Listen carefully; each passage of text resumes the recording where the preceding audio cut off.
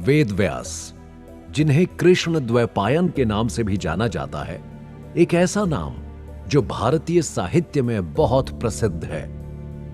वेद व्यास जी को उनकी divine knowledge और बुद्धि के लिए जाना जाता है।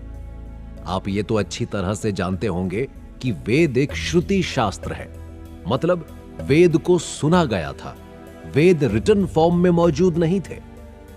वेद व्यास ने ही इन वेदों को 4 अलग अलग भागों में लिखा, जिन्हें हम ऋग्वेद, अथर्ववेद, यजुर्वेद और सामवेद के नाम से जानते हैं। इसके बाद वेद, जो कि आम लोगों के लिए पढ़ने में काफी कठिन थे, उन्हें अलग अलग पुराणों में बांट कर लिखने वाले भी वेद व्यास ही हैं। बल्कि इन्हें महाभारत के लेखक के रूप में भी जाना जाता है। हालांकि कहीं कहीं पर वेद व्यास को विष्णु जी के 24 अवतारों में से 21वें अवतार के रूप में भी जाना जाता है। वेद व्यास जी का जन्म भारत के उत्तर प्रदेश के काल्पी शहर में हुआ था। इनके पिता महर्षि पराशर और माता सत्यवती थीं। ऋषि पराशर तो बहुत बड़े ऋषि थे, लेकिन अगर आप सत्यवती के बारे में नहीं जानते हैं तो हम आपको बता दें कि सत्यवती एक तरह से महाभारत के भीष्म पितामह की सौतेली मां थीं, अर्थात राजा शांतनु की दूसरी पत्नी। वेदव्यास के जन्म के पीछे एक बहुत ही दिलचस्प कहानी है। सत्यवती के बारे में कहा जाता है कि वो एक मछुआरे की बेटी थीं और अति सुंदर थीं। एक दिन महर्षि पराशर उनके पास पहुंचे और उनके साथ रहने का हठ करने लगे। इस पर सत्यवती ने महर्षि से कहा कि वे अति रूपवान तो हैं, परंतु उनके शरीर से मछलियों की गंध आती है और इससे उनके आसपास कोई नहीं आता। अगर ऋषि उनके साथ समय बिताना चाहते हैं तो उन्हें उनके शरीर से उस गंध को दूर करना होगा, और ऋषि इसके लिए मान गए।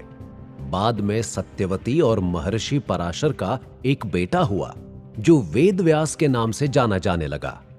वेद व्यास अपने पिता ऋषि पराशर की तरह बहुत बड़े ज्ञानी थे। वो प्राचीन भारत के सबसे बड़े कवि और लेखक माने जाते हैं। महाभारत, जो इस दुनिया का सबसे बड़ा ग्रंथ है, उसे भी उन्होंने ही लिखा है। महाभारत के अलावा वेद व्यास ने 18 पुराणों की रचना भी की।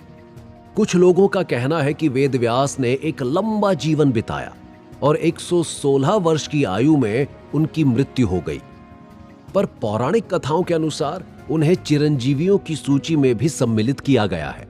कहा जाता है कि वो वेद और पुराणों का ज्ञान पूरी दुनिया में बांटने के लिए वेद व पुराण को हमेशा ब्रह्मांड के अंत तक बनाए रखने के लिए आज भी जीवित हैं। कुछ लोगों का मानना है कि ओडिशा और छत्तीसगढ़ में फैला हुआ एक घना जंगल, जो दंडक वन के नाम से जाना जाता है, वहां आज भी वेद व्यास रहते हैं, क्योंकि मान्यताओं के अनुसार महर्षि पराशर इसी वन में रहा करते थे। इसके साथ ही मान्यता यह भी है, और विशेषकर हिमालय में रहने वाले साधुओं का यह मानना है, कि बद्रिका आश्रम यानी कि बद्रीनाथ के आसपास, जहां महर्षि पराशर अक्सर अपनी तपस्या में लीन रहते थे। महाभारत के युद्ध के बाद वेद व्यास भी वहीं चले गए और वो वहीं एक गुफा के अंदर रहते हैं, जहां बैठकर उन्होंने महाभारत लिखी थी। वहीं कहा जाता है कि वेद व्यास आज भी उत्तराखंड के गंगा तट के किनारे रहते हैं, जहां ना सिर्फ वेद व्यास बल्कि सप्तऋषि भी रहते हैं। लेकिन वो आम लोगों की नजरों से छिपे हुए हैं और उनके जीवन का उद्देश्य है इस पूरी दुनिया में सच्चाई का, शिक्षा का, वेदों का और प्राचीन संस्कृति का प्रचार करना। वेदों को 4 भागों में बांटने के कारण है वेद व्यास। ये मान्यता है कि वेदों का आज तक 4 ही सटीक भाष्य, या यूं कहें कि बेस्ट एक्सप्लेनेशन मौजूद है, जिसे कलयुग में किया गया है, जिसे शंकराचार्य, रामानुजाचार्य और माधवाचार्य ने किया है। बताया जाता है कि इन तीनों महान आचार्यों ने वेदों को पूरी तरह से वेद व्यास के सिर्फ मुख से ही समझा।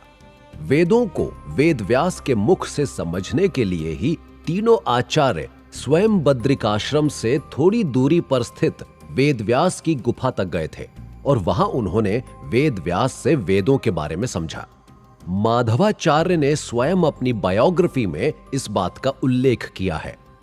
अब अगर इसे आज के कॉन्टेक्स्ट में समझना चाहते हैं तो आप इसे कुछ यूं समझ सकते हैं भारत और चीन के बॉर्डर के पास उत्तराखंड में एक गांव है जिसे माणा गांव के नाम से जाना जाता है, जहां पर अलकनंदा और सरस्वती नदी आपस में मिल जाती हैं। वहीं इनके मिलने से जो केशव प्रयाग बनता है, उसके तट पर बद्रीनाथ से मात्र 3 किलोमीटर की दूरी पर बसा हुआ ये छोटा सा गांव है।